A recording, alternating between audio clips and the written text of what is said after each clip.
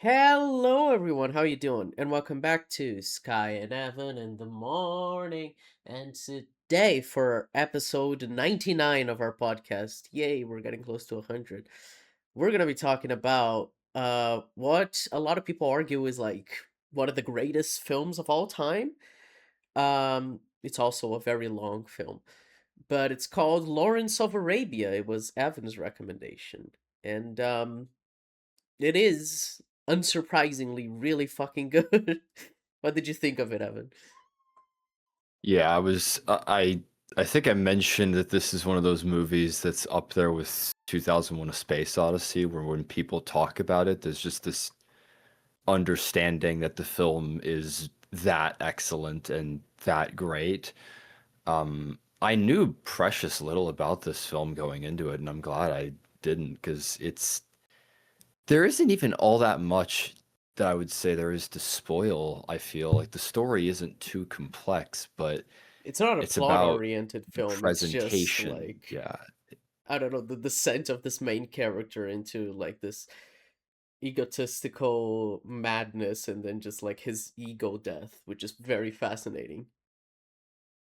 Yeah, the movie opens with that. It's an interesting way to open the movie, and that apparently is the actual fate of Lawrence in real life, is a motorcycle accident. Mm, And you get different people talking about him, and after that they cut to the main storyline. yeah, So it is fascinating. I really enjoyed it. I thought it was very,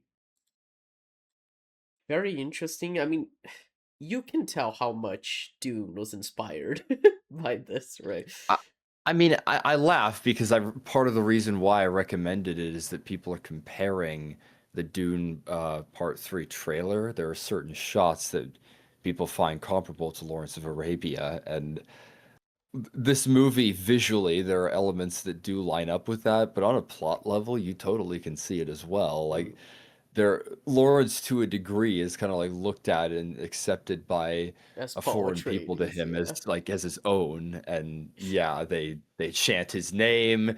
It's he kind of is the person at the head of this army. Yeah, like So the I savior that comes from the outside, the elites, the colonizers, just there to guide these people towards their own freedom, quote unquote. But even though it is not actually their freedom and he's just using them for the army's purpose, and he loses himself in the role. He doesn't even know what he believes in anymore.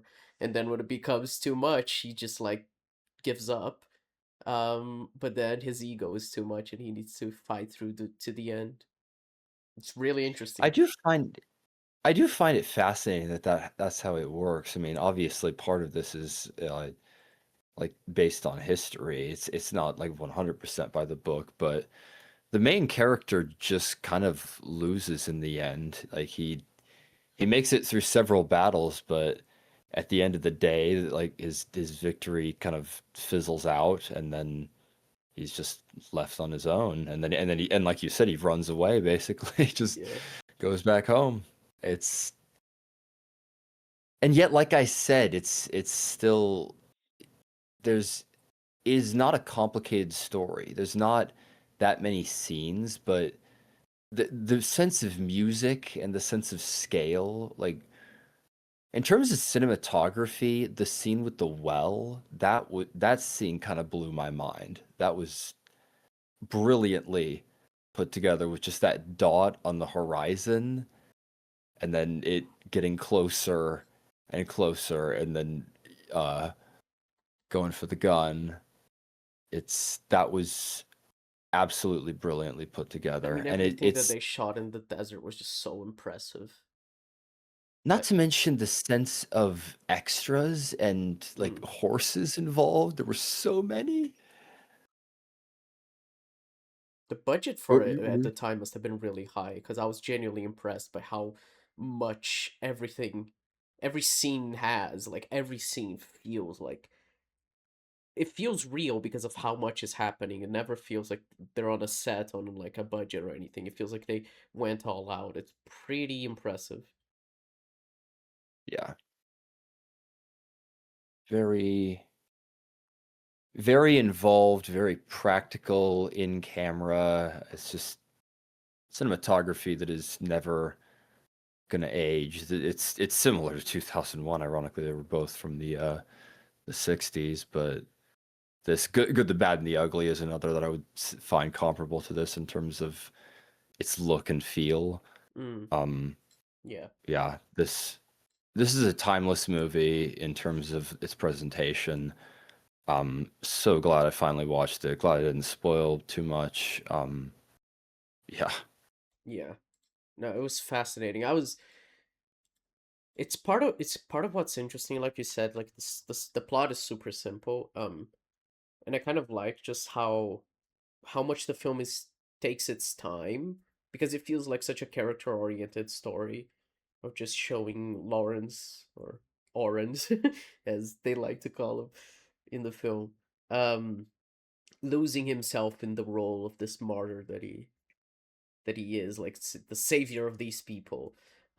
And it's fascinating because at the start he sees the Arabs as this like barbaric people.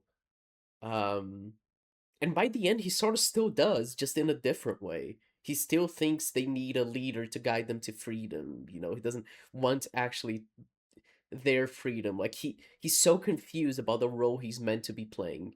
I find it so interesting, just like how he as a character, he doesn't because like he's a nice person, right? Like for the start, especially in saving forgot his name, but the kid, he goes back into the desert to save him when he falls down his llama and all of that. You're like, wow, that's actually really nice of him. Like what a nice guy.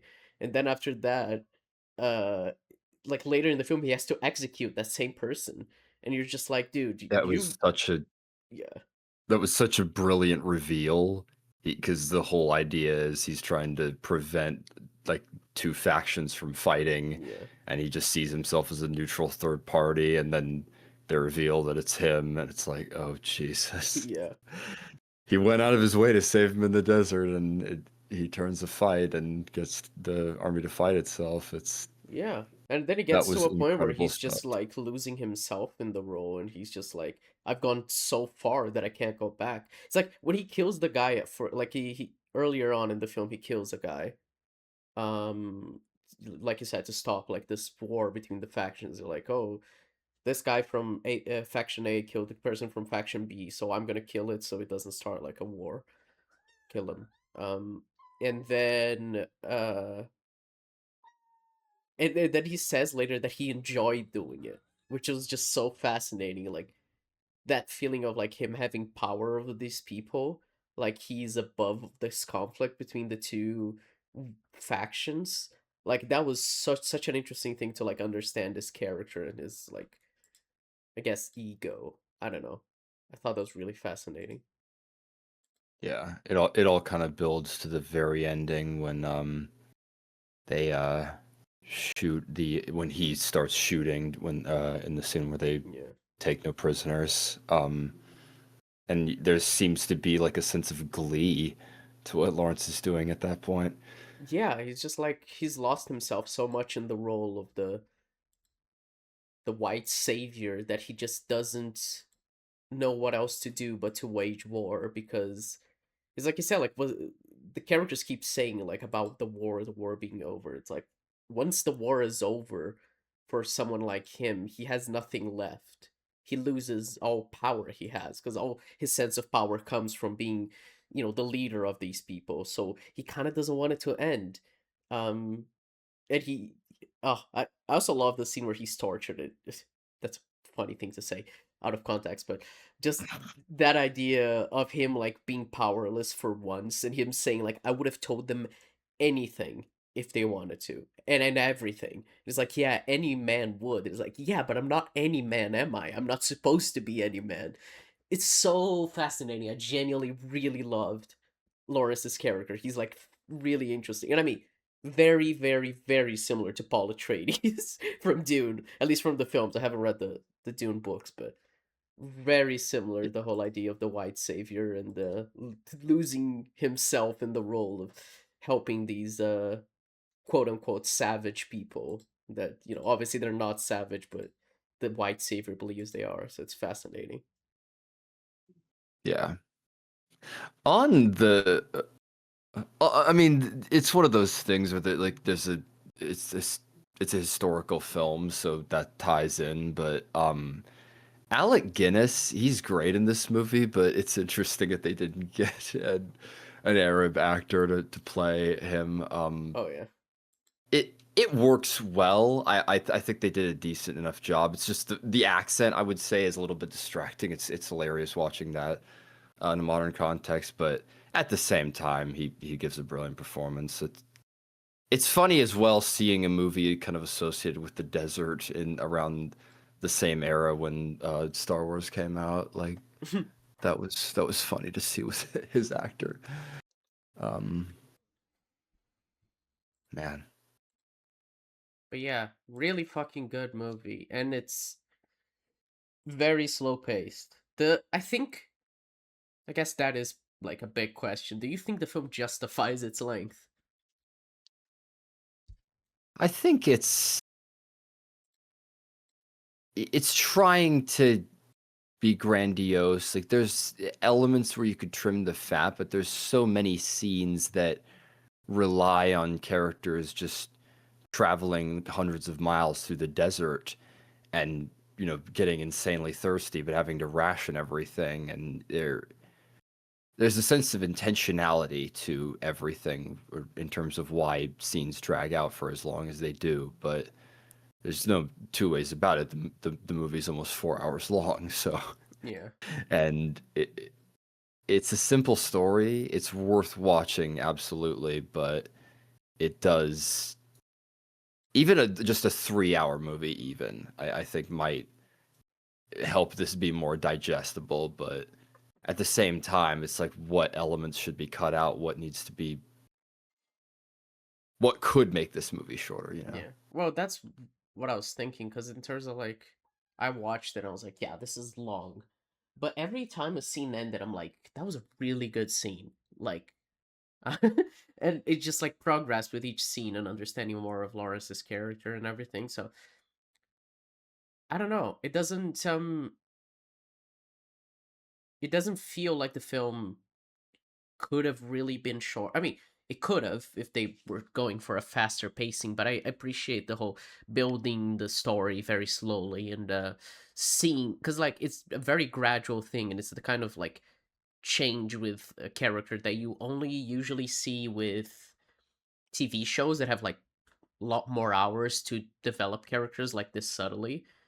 Um and I think it just works really well because, like I said, like Lawrence starts out the film as a pretty decent guy, just trying to help out in Arabia, and then he just loses himself in the role, and it's a slow descent into just like madness, of like being mad and addicted to power and adoration that I think only works because of how slow it is, because he earns the trust of everyone and everyone looks up to him because he's actually not, one of the good guys, in terms of like one of the good ones, I guess, compared to the other white people who are all like trying to pillage their everything. Like he's always like, no, I'm on your side, I'm gonna help you.